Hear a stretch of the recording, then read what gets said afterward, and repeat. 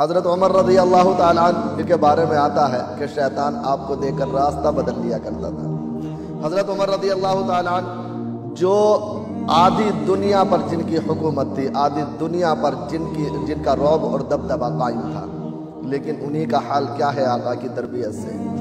راتوں کو گشت کیا کرتے تھے، گلیوں میں گھوما کرتے تھے، گلیوں میں دیکھا کرتے تھے کوئی پریشان تو نہیں ہے۔ ایک مرتبہ اسی طریقے سے راستے سے جا رہے تھے، غلام ساتھ میں تھا۔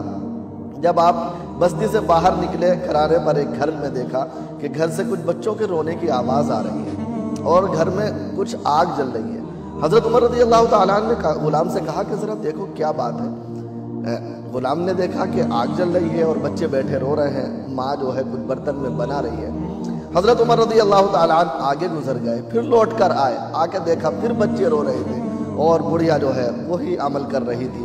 حضرت عمر رضی اللہ تعالیٰ عنہ کہنے لگے اتنی دیر ہو گئی بچے رو رہے ہیں، اس ماں کو خیال نہیں آ رہا اپنے بچوں کو رلا رہی ہے۔ حضرت عمر رضی اللہ تعالیٰ عنہ نے دستک دی، کون؟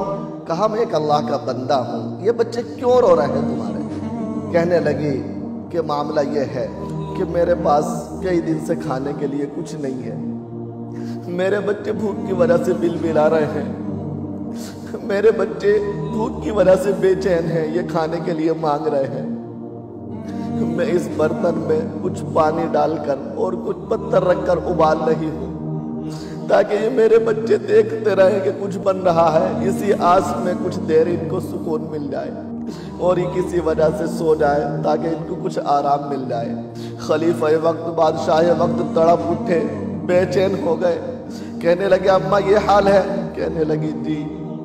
حضرت عمر رضی اللہ تعالیٰ عنہ فوراً گھر سے نکلے، غلام کو ساتھ میں لیا، گودام کے اندر پہنچے، بیت المال کے اندر پہنچے، وہاں کچھ گھی لیا، کچھ غلہ لیا، کچھ تیل لیا، کچھ دیگر چیزیں لی اور لے کر کے ایک بوری کے اندر غلہ بھرا اور غلام سے کہا میرے کاندھے پر اس کو رکھوا دو۔ غلام نے کہا آپ کیوں اتنا بوجھ اٹھاتے ہیں، آپ مجھے دیجیے میں لے کر کے چلوں گا۔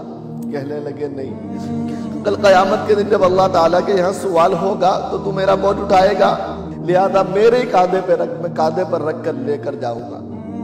حضرت عمر رضی اللہ تعالیٰ عنہ اپنے کاندھے پر رکھ کر اس کو لے کر گئے، بڑھیا کے یہاں پہنچے اور جانے کے بعد اس میں سے کچھ گھی نکالا، کچھ ستو نکالا، کچھ دیگر چیزیں نکالی اور اس ہنڈیا میں جس میں وہ بنا رہی تھی اسے خالی کر کے اس کے اندر وہ چیزیں ڈالی، پانی ڈالا، اپنے آپ پھونک مارتے رہے، چولہا دہکاتے رہے اور وہ تیار کیا۔ جب وہ کچھ حلوہ سا تیار ہو گیا، ان کے غلام کہتے ہیں میں دیکھ رہا تھا کہ حضرت عمر رضی اللہ تعالیٰ عنہ کی داڑھی سے دھواں نکل رہا تھا، بادشاہ وقت ہے، چولہے میں پھونک مار رہا ہے، چولہا دھونک رہا ہے، کس لیے کہ غریب کے بچے بھوکے نہ رہیں۔ آپ نے خود کھانا تیار کروایا، ساتھ میں مل کر بنایا اور بچوں کے سامنے سرو کیا، بچوں کے سامنے کھانا رکھا، بچے کھانے کو دیکھ کر خوش ہو گئے۔ جب بچوں نے کھانا کھا لیا، حضرت عمر رضی اللہ عنہ وہیں بیٹھے رہے، دیکھتے رہے، بچوں نے کھانا کھا لیا، بچوں کے چہرے پر خوشی آ گئی، بچے ہنسنے کھیلنے لگے۔ اس کے بعد حضرت عمر رضی اللہ تعالیٰ عنہ جب چلنے لگے، بڑھیا کہتی ہے کہ اے اللہ کے بندے، اے اللہ کے بندے، تجھے خلیفہ ہونا چاہیے تھا، عمر کو خلیفہ بنا دیا، اس سے تو میں کل قیامت کے دن پوچھوں گی، اس سے کہا تو میں کل قیامت کے دن گریبان پکڑوں گی۔ عمر رضی اللہ تعالیٰ تڑپ اٹھے، بے چین ہو گئے، کہنے لگے اماں جان عمر کو تمہارے حال کی کیا خبر؟